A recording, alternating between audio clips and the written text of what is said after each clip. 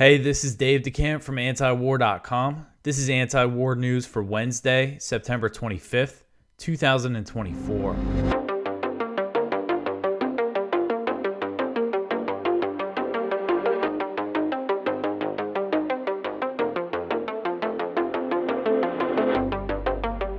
All right, the first story at the top of antiwar.com today. President Biden claims that he is working for peace in the Middle East. So President Biden delivered a speech to the UN General Assembly in New York on Tuesday and claimed that he was working to bring a greater measure of peace and stability to the Middle East, even though his administration continues to provide full-throated support for Israel's genocidal war in Gaza and its escalations in Lebanon.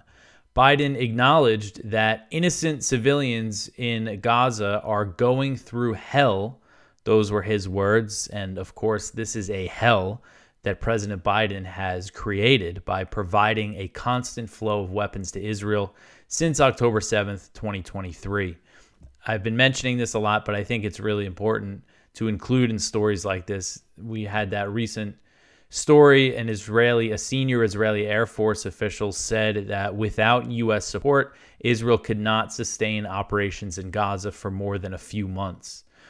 The president said that it was time for Hamas and Israel to finalize the terms of a hostage and ceasefire deal, but U.S. officials have admitted that there's no chance of an agreement before Biden's term ends on January 20th, 2025. Biden could force Israel to accept a deal by withholding military aid, but there's no sign that he's willing to take that step.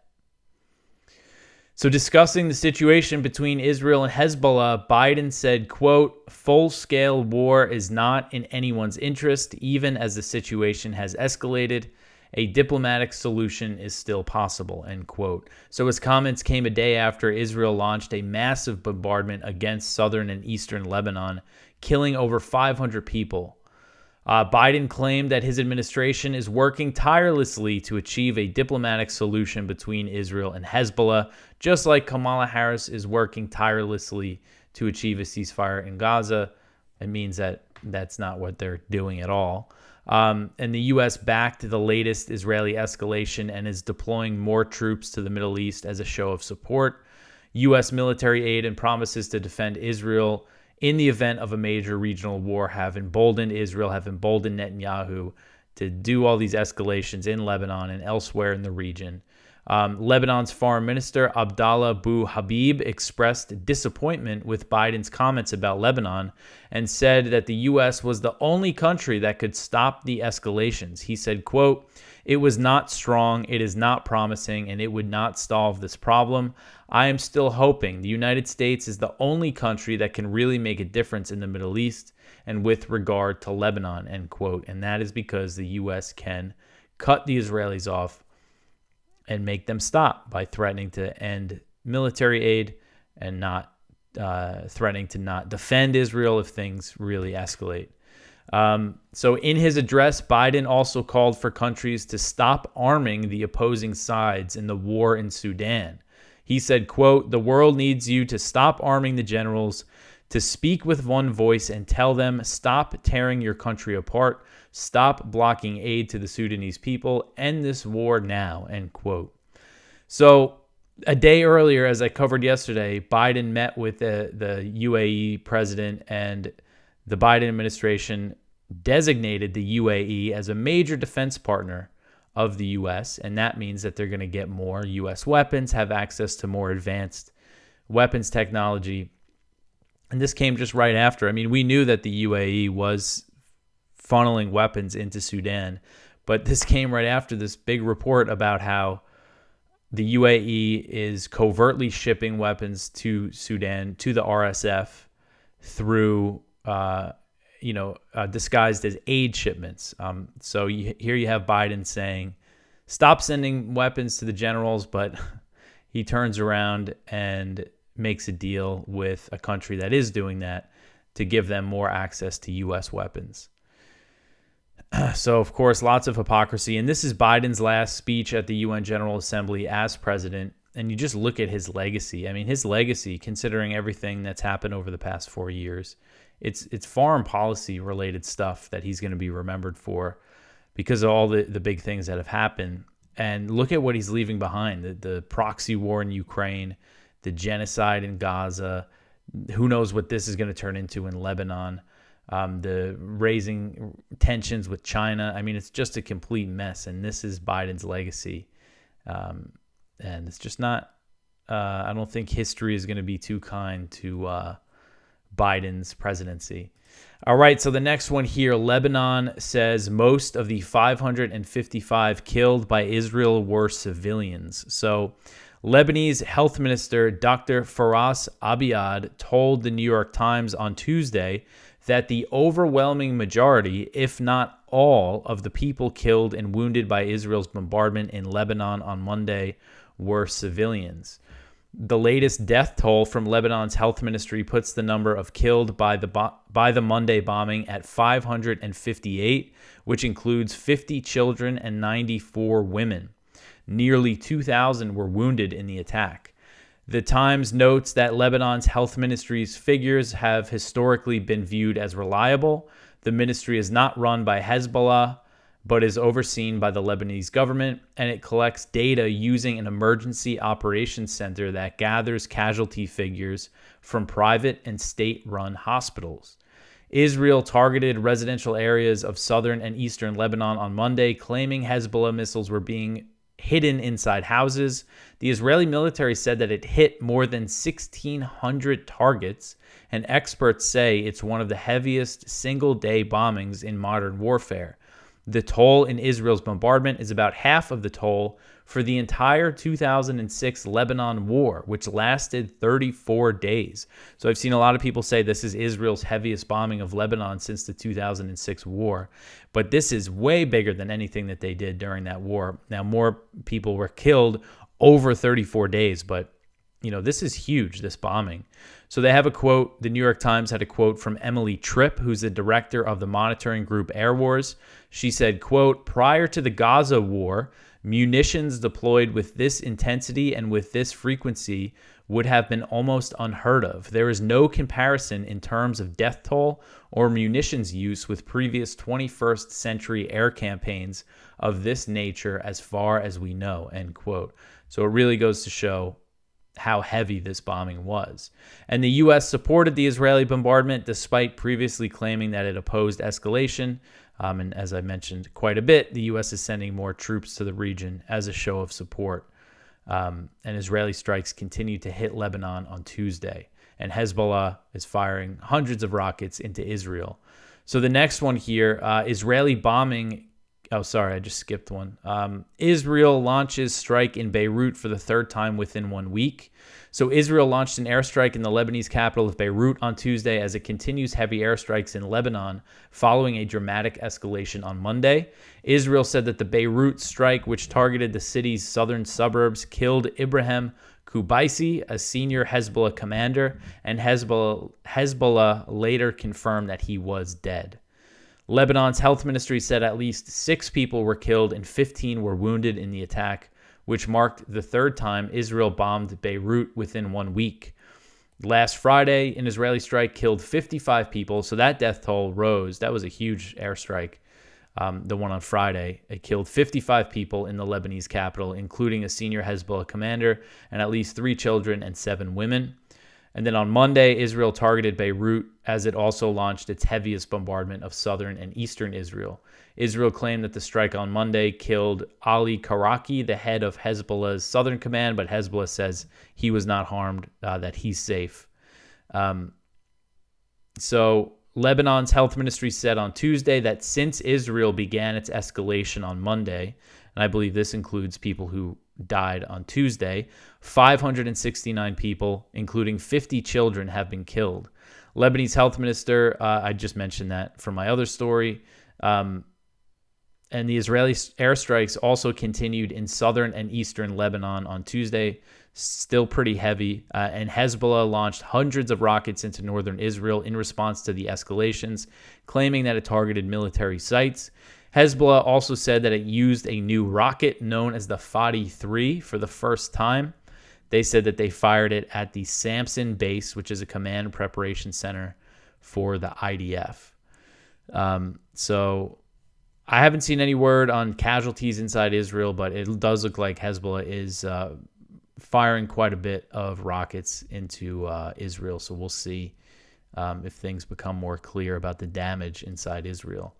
All right, so the next one here, Israeli bombing kills 11 members of one Lebanese family. So this article is from Middle East Eye. Israeli airstrikes killed at least 11 members of the same family in a bombing on their home in eastern Lebanon's Bekaa Valley on Tuesday. The house in the village of Shath belonged to Hamza Haj Hassan, who was killed along with several nephews, according to Al Mayadeen. A correspondent at the TV station said at least 9 people were pulled from the rubble of the flattened house, and the remains of 2 more were still being collected. The house was struck by more than one bomb, he added. Inspecting the scene, the reporter said that everyday items, including textbooks for teenagers and toys for toddlers, could be seen among the rubble. There were no signs of any military equipment at the site, he said, as local families worked to clear the debris. So this was one of the strikes, again, that they targeted a lot of civilian homes, claiming that there's Hezbollah missiles and other types of weapons being stored in these houses. But according to this reporter, there's no evidence of that at this particular house.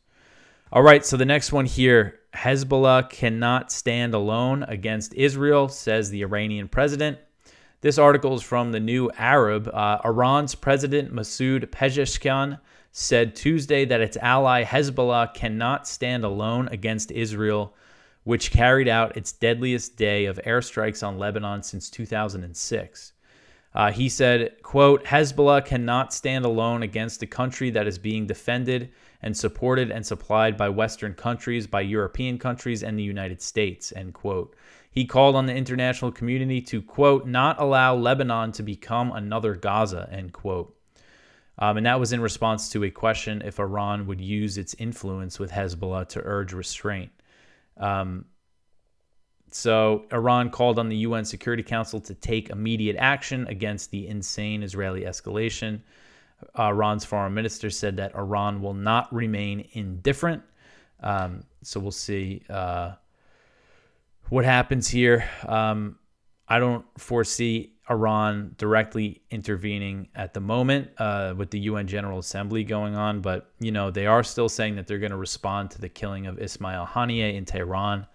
So it's possible that something does happen, within the next week, depending on how things escalate in Lebanon and what Israel does in the next few days.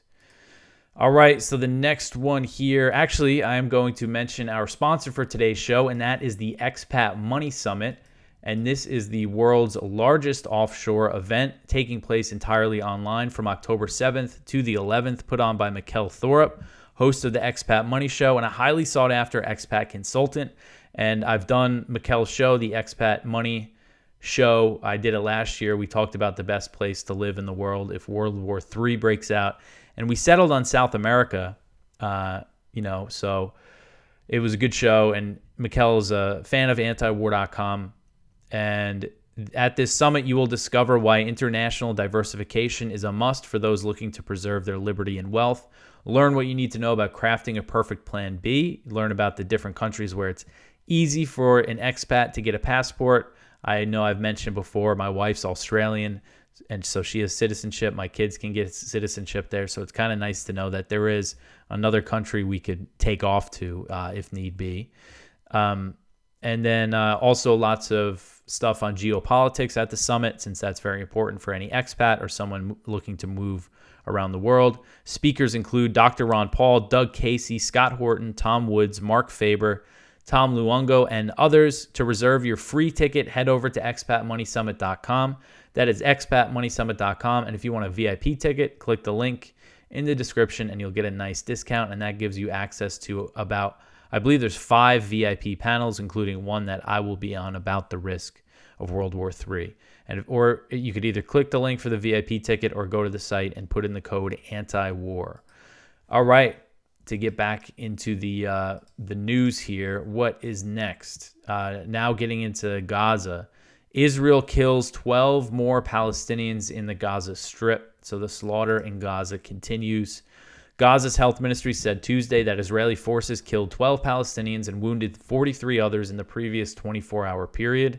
The latest violence brings the health ministry's death toll since October 7th to 41,467 and the number of wounded to 95,921. The figures are considered an undercount since they do not account for the thousands who are missing under the rubble, and the number of indirect deaths caused by the Israeli siege is not known. The ministry wrote on Telegram, quote, "There are still a number of victims under the rubble and on the streets, and ambulance and civil defense crews cannot reach them," end quote. And they always include a link for Palestinians in Gaza to report missing family members. So later in the day, Reuters reported that Gaza medics said a total of 22 people were killed by Israeli strikes on Tuesday. And so that's a higher number. And so they said 22 people were killed, and the health ministry said 12 people were killed in the previous 24 hours. And they usually put their report out around noon Gaza time. And so it doesn't account for everyone who's killed in that day. And also sometimes the medics or the rescue workers report a higher death toll because the health ministry is reporting the bodies that are brought to hospitals and morgues, while the rescue workers are taking into account people still under the rubble and things like that. And you can see this horrible picture of this little girl being treated at a hospital, at the Al-Aqsa Martyrs Hospital in central Gaza. Strikes on Tuesday included an Israeli attack on a house in the Nusayrat refugee camp in central Gaza. The Palestinian news agency Wafa reported that at least 6 Palestinians, including 2 children, were killed in the strike and others were injured. Wafa also reported that a total of 7 Palestinians were killed by Israeli operations in the southern city of Khan Yunis. So this is just continues the horror in Gaza with no end in sight. All right, so the next one here, Blinken rejected conclusion that Israel deliberately blocked aid. So this article is from ProPublica, and it's a pretty damning report about Blinken, deceiving Congress, deceiving the public about the real situation in Gaza, and Israel purposely blocking humanitarian aid. So the U.S. government's 2 foremost authorities on humanitarian assistance concluded this spring that Israel had deliberately blocked deliveries of food and medicine into Gaza. The U.S. Agency for International Development delivered its assessment to Secretary of State Antony Blinken, and the State Department's Refugees Bureau made its stance known to top diplomats in late April. So this is USAID or USAID and the State Department's Refugees Bureau, and their conclusion was explosive because U.S. law requires the government to cut off weapon shipments to countries that prevent the delivery of U.S.-backed humanitarian aid. Israel has been largely dependent on American bombs and other weapons in Gaza since October 7th. But Blinken and the administration of President Joe Biden did not accept either finding. Days later, on May 10th, Blinken delivered a carefully worded statement to Congress that said, quote, "We do not currently assess that the Israeli government is prohibiting or otherwise restricting the transport or delivery of U.S. humanitarian assistance," end quote. Prior to his report, USAID had sent Blinken a detailed 17-page memo on Israel's conduct.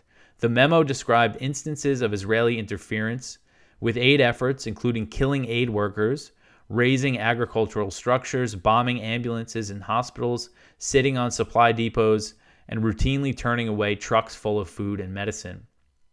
Life-saving food was stockpiled less than 30 miles across the border in an Israeli port, including enough flour to feed about 1.5 million Palestinians for 5 months, according to the memo. But in February, the Israeli government had prohibited the transfer of the flour, saying its recipient was the United Nations Palestinian branch that has been accused of having ties with Hamas. Separately, the head of the State Department's Bureau of Population, Refugees, and Migration had also determined that Israel was blocking humanitarian aid and that the Foreign Assistance Act should be triggered to freeze almost $830 million in taxpayer dollars earmarked for weapons and bombs to Israel, according to emails obtained by ProPublica. The UN has declared a famine in parts of Gaza. The world's leading independent panel of 8 experts found that nearly half of the Palestinians in the enclave are struggling with hunger. So the report goes on here. basically to say that these findings were rejected, and they have internal emails of the Defense Department and someone in the State Department saying, hey, we got to get this aid to Israel. So what do we have to do? And them saying, okay, we have to get all the bureaus within the department to agree that they're not blocking aid. And then they all fell in line, even though they had all this evidence. And then the Refugee Bureau was the last bureau within the State Department to fall in line. Initially, they said, no, this should trigger the law and block the aid. So again, it is pretty damning stuff here. You see the hoops that the U.S. government, that the Biden administration, that Blinken jumped through to make sure that they can continue shipping all these weapons to Israel to support this slaughter in Gaza. So go check out the report. It's pretty long and detailed. You get into some of the details here. Again, it's they talk about the U.S. ambassador to Israel, Jack Lew, and basically how he the whole time was basically saying, no, Israel's doing great, send them all the weapons they need. And that's something that happens a lot with U.S. ambassadors to Israel, are always super pro-Israel people. I mean, you look at David Friedman, who is Trump's ambassador to Israel. They just end up being basically acting as diplomats for Israel, essentially. So again, it's at ProPublica. Go check that out. And this is one of the reasons why there's been a ton of dissent cables and resignations from U.S. aid, because they know what Israel's doing. They have the evidence. You have the State Department and Blinken saying, no, Israel's not doing that. We're going to keep giving them weapons. So imagine if you work, if you're people at the lower levels of these agencies, the U.S. aid is pretty interventionist in its own way. It's involved in a lot of shady things, but I'm sure that there are people at the lower level who do think, that they're doing something good by working for this organization, and then they can see this blatant evil that's happening. All right, so the next one here. In the U.S., Zelensky pushes for long-range strikes. So Ukrainian President Volodymyr Zelensky told the New York Times on Tuesday that he will urge the leaders of the U.S., the U.K., and France to support long-range strikes inside Russia, a step that would make a direct NATO-Russia war much more likely. The Ukrainian leader is currently in New York for the UN General Assembly and will meet with President Biden at the White House on Thursday. Zelensky said, quote, "For today, they have to give or say that they will not give. Do they really want us to prevail, or is it about something long, terrible, and long tragedy?" End quote. While the U.S. has not yet given Ukraine the green light for long-range strikes, some NATO countries have been very outspoken in their desire to support the long-range strikes, and that includes Denmark. Danish Prime Minister Mette Frederiksen, she did this interview with Zelensky. It was a joint interview. She said, let them fire the missiles into Russia, give Ukraine whatever it wants, whatever it needs. That's the attitude among a lot of NATO leaders.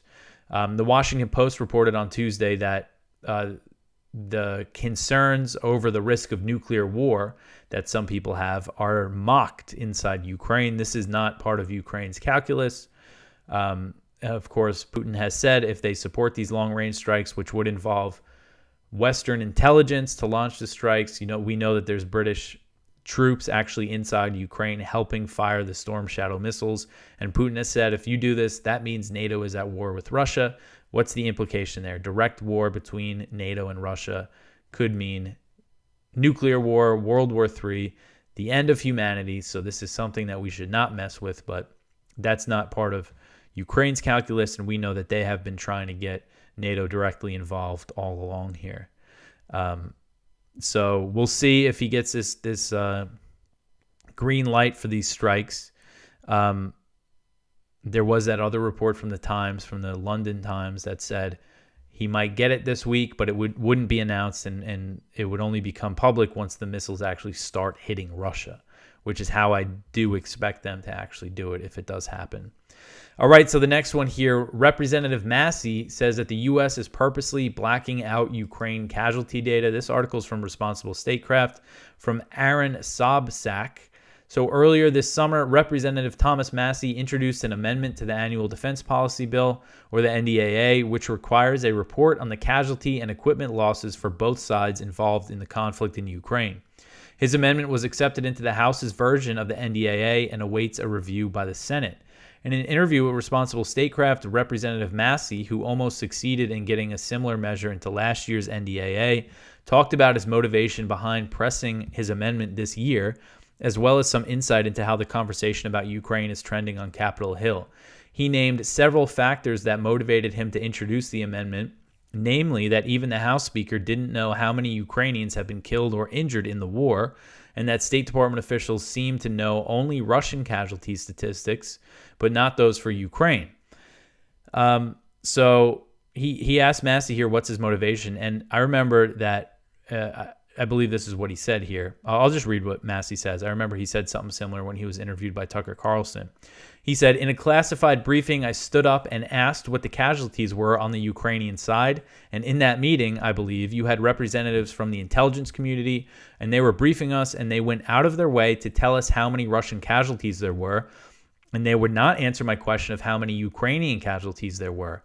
And this was a briefing to Congress in a classified setting. They really didn't have an excuse other than they weren't really sure, which seems like an incredible lie. So then a few months later, I'm in the speaker's office, and I asked the speaker if he knew the number of casualties in Ukraine. He began telling me how many Russian casualties there were. I said, do you know how many Ukrainian casualties there are? And he said, no. I said, have they ever told you? And he said, no. I said, have you ever asked? He said, I should ask. So the Speaker of the House doesn't know, didn't even know at the time how many casualties there were. And if you ask, for instance, an AI assistant how many Ukrainian casualties there are, even the AI assistants here in the country can't tell you how many. So this is interesting. And again, I remember he said the same thing in an interview with Tucker. You know, it really is kind of revealing, I think, the fact that they don't even care. Like, they don't even think to try to figure it out. You know, they claim that they care so much about Ukrainians, yet they don't even know how many are being killed, or if maybe they do know and they don't want to say because it's a very high number. But again, I just think it's very revealing of their real motivation. You know, they don't care about Ukrainian lives. I think that's one of the biggest lies about this whole war, is this idea that these people care about Ukrainians when so many are being killed and wounded and living under war, under Russian bombardment, constant Russian bombardment. All right, so the next one here, Julian Assange to speak publicly next week. So this is from Adam Dick from the Ron Paul Institute. We reprinted this from their blog. So this is exciting. In late June, Julian Assange returned to Australia a free man after years of suffering in harsh conditions in a British prison with the threat of extradition to the U.S. hanging over him.